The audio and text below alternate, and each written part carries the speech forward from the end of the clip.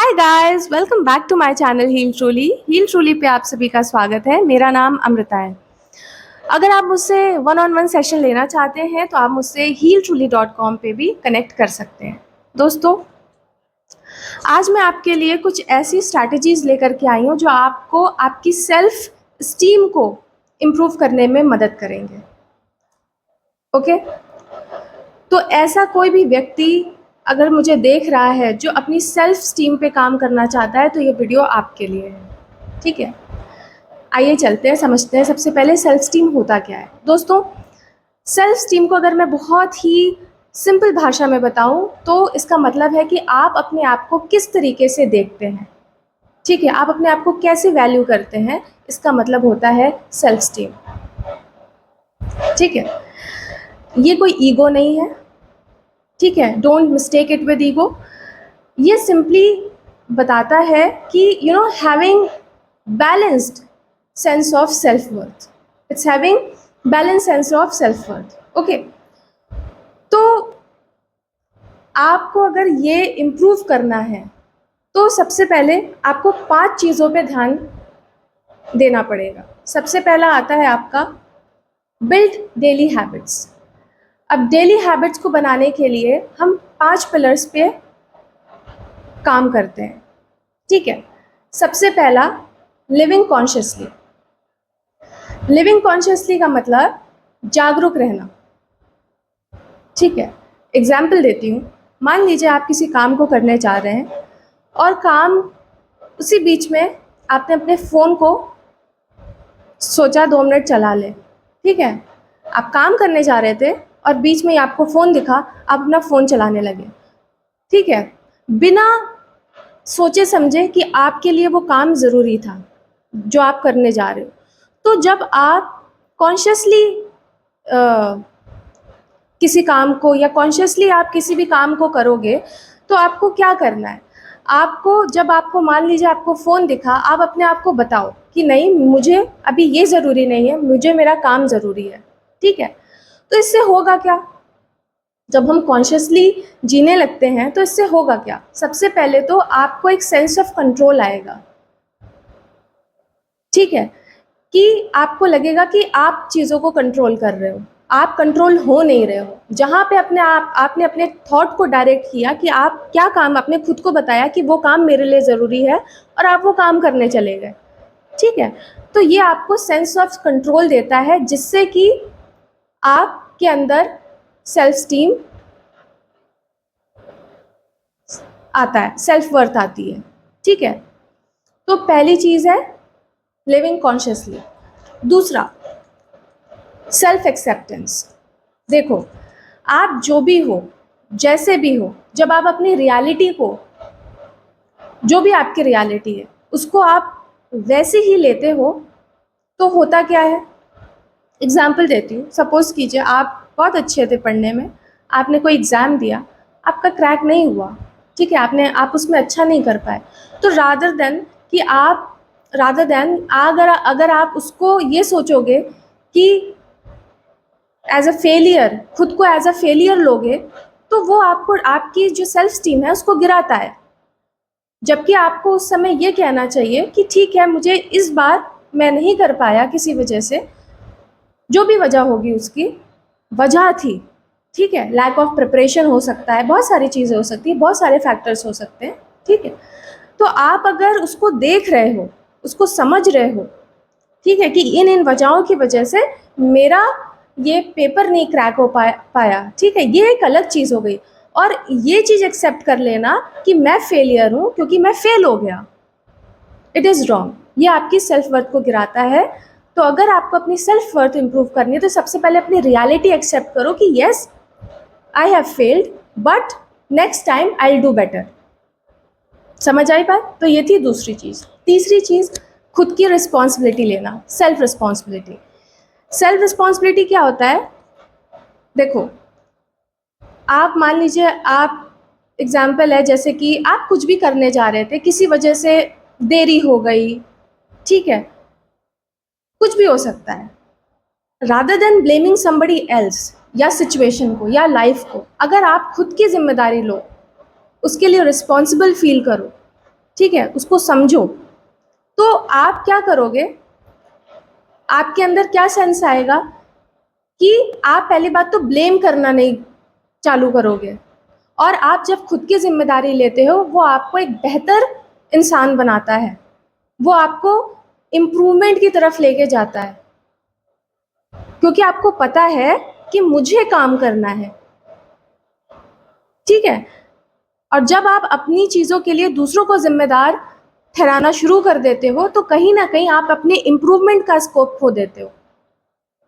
ठीक है, तो self responsibility is very important, जहाँ आप दूसरों को ब्लेम ना करें, अपने लिए जिम्मेदारी लें। ठीक है, ये हो गया आपका तीसरा। उसके बाद आता है सेल्फ असर्टिवनेस। जहाँ आपको बोलना है वहाँ आप बोलिए। मैं बिल्कुल नहीं कह रही हूँ कि आप एक्सट्रोवर्ट हो, इंट्रोवर्ट हो, एम्बीवर्ट हो। ठीक है, मैं बिल्कुल नहीं कह रही हूँ, क्योंकि ज़रूरी नहीं है कि आप अगर एक्सट्रोवर्ट हो तो आप फिर भी आप बोलोगे ही बोलोगे। नहीं, कई कई बार एक्सट्रोवर्ट भी ऐसे होते हैं जो फिर भी पोलाइटनेस के चक्कर में, हम्बल होने के चक्कर में they don't say a word. ठीक है, जहाँ उन्हें बोलना चाहिए। तो इम्पॉर्टेंट क्या है, जब आप बोलना शुरू करते हो, सपोज़ कीजिए आप कहीं गए, आप किसी रेस्टोरेंट में गए, वहाँ पर आपने कुछ ऑर्डर किया, वहाँ पे कोई और चीज़ आई, तो आपने बोलने की जगह आपने सिंपली उस चीज़ को एक्सेप्ट कर लिया। तो क्या किया आपने, इससे क्या समझ आया? आपने अपनी नीड को इग्नोर किया। आपकी नीड थी ना, वो आपकी ज़रूरत थी ना। तो जब आप अपने लिए बोलना शुरू करते हो तो आप अपने आप को बताते हो कॉन्शियसली कि ये मेरी ज़रूरतें हैं। आप उसके लिए अवेयर होते हो, खुद को अवेयर करते हो। और यहीं जब आप इग्नोर करना चालू करते हो तो आप खुद को क्या बता रहे हो कि ये ओके है। तो वो तो आपकी सेल्फ एस्टीम को गिराएगी। रादर देन आपको क्या करना चाहिए, जहाँ पे ज़रूरत हो वहाँ पर आपको बोलना चाहिए, अपने लिए बोलो, ताकि आपको भी समझ में आए कि आपको, और दूसरों को भी समझ में आएगा कि आपकी नीड्स हैं।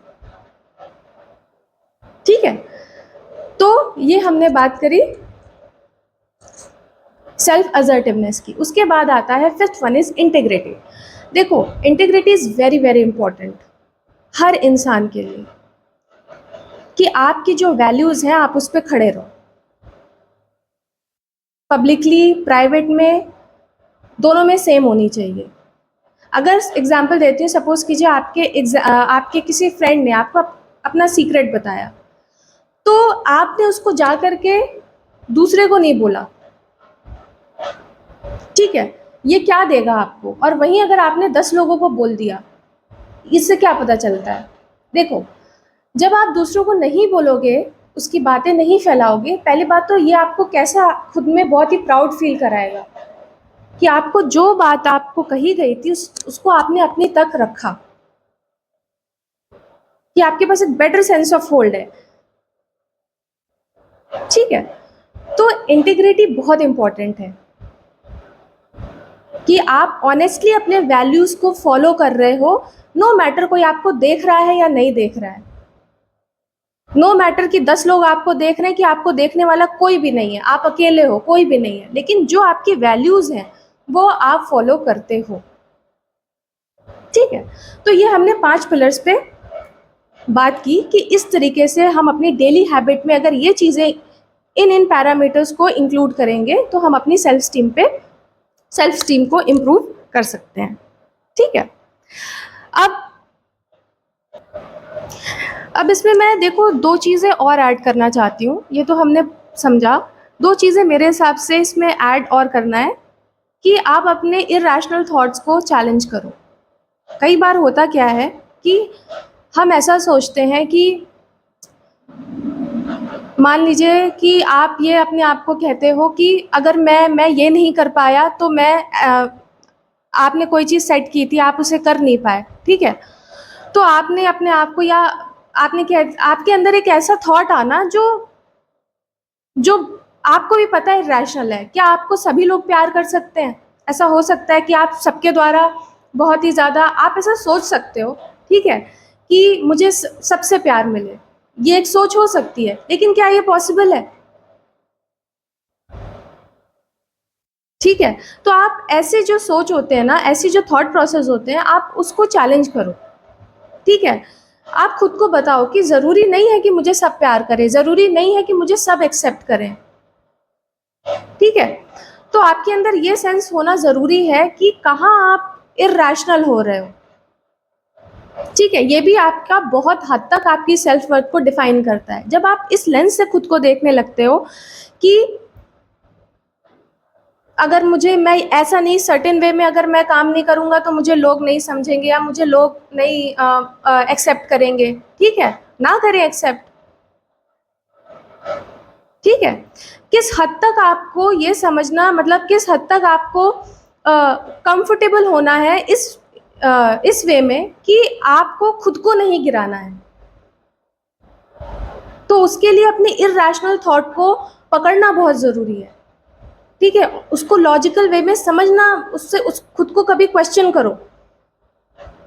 ठीक है, कि आप जो सोच रहे हो वो किस हद तक सही है। ठीक है, तो अपने इर्रेशनल थॉट्स को चैलेंज करो। और दूसरा आता है, दूसरी बात जो मैं कह रही थी वो है बैलेंस करना, आप अचीवमेंट वर्सेस एक्सपेक्टेशन। ठीक है, इनमें बैलेंस होना चाहिए। आप मान लीजिए आपने खुद से एक्सपेक्ट कर रखा है कि आप किसी काम को बहुत अच्छे से, या मान लो अगर आप एक स्टूडेंट हो तो आपने एक्सपेक्ट किया है कि मुझे ये पेपर बड़ा अच्छा करना है, लेकिन आपने क्या किया, आपने पढ़ा नहीं, आपने परफॉर्म अच्छा नहीं किया, तो होगा क्या? रिजल्ट अच्छा नहीं आएगा। ठीक है, तो आपको ये समझना ज़रूरी है कि अचीवमेंट क्या आप एक्सपेक्ट कर रहे हो और क्या आप अचीव कर रहे हो। ठीक है, इनमें बैलेंस होना बहुत ज़रूरी है। और बैलेंस तब आएगा जब इनके बीच में काम का वो जो गैप है वो आप काम से भर रहे हो। ठीक है, तो इससे भी आपकी सेल्फ वर्थ पर, सेल्फ स्टीम पे फ़र्क पड़ता है, उससे भी वो इम्प्रूव होती है। अगर आप अपने आप को एक्सपेक्ट यहाँ पे कर रहे हो, ठीक है, लेकिन आप काम यहाँ पे कर रहे हो, ठीक है, आपका काम बहुत ही एवरेज लेवल का है, और आप अपने आप को एक, अगर मान लीजिए आपको कुछ टॉप करना है, कुछ अच्छा, कुछ भी करना है, ठीक है, लेकिन आपका परफॉर्मेंस यानी कि आप जो उस पर काम कर रहे हो वो सिर्फ एवरेज है, तो वो रियलिटी चेक आपके लिए बहुत ज़रूरी है। ठीक है, या तो आप अपने स्टैंडर्ड्स को गिराओ या तो लग के काम करो। उससे भी आप, जब आप लग के काम करोगे ना, तो उससे भी आपकी सेल्फ स्टीम, आप खुद को ये बताते हो ना कि हाँ, ये मेरी एक्सपेक्टेशन है, उसके हिसाब से मैं काम कर रहा हूँ। जब आपके ये दोनों में बैलेंस होगा, उससे आपकी सेल्फ वर्थ या सेल्फ स्टीम जो है वो इम्प्रूव होगी। ठीक है, तो ये सारी चीज़ें अगर आप अपनी लाइफ में लेके आते हो, ठीक है, इस थॉट प्रोसेस से काम करने लगते हो, तो डेफिनेटली आपकी सेल्फ स्टीम जो है वो इम्प्रूव होगी। ठीक है, तो दोस्तों आज का अगर आपको सेगमेंट अच्छा लगा हो या उससे आपको थोड़ी बहुत भी मदद मिली हो, तो प्लीज़ मेरे चैनल को लाइक सब्सक्राइब ज़रूर करना और कमेंट ज़रूर किया करो। ठीक है, तब तक के लिए नेक्स्ट वीडियो में मिलते हैं। Till then take care, bye bye.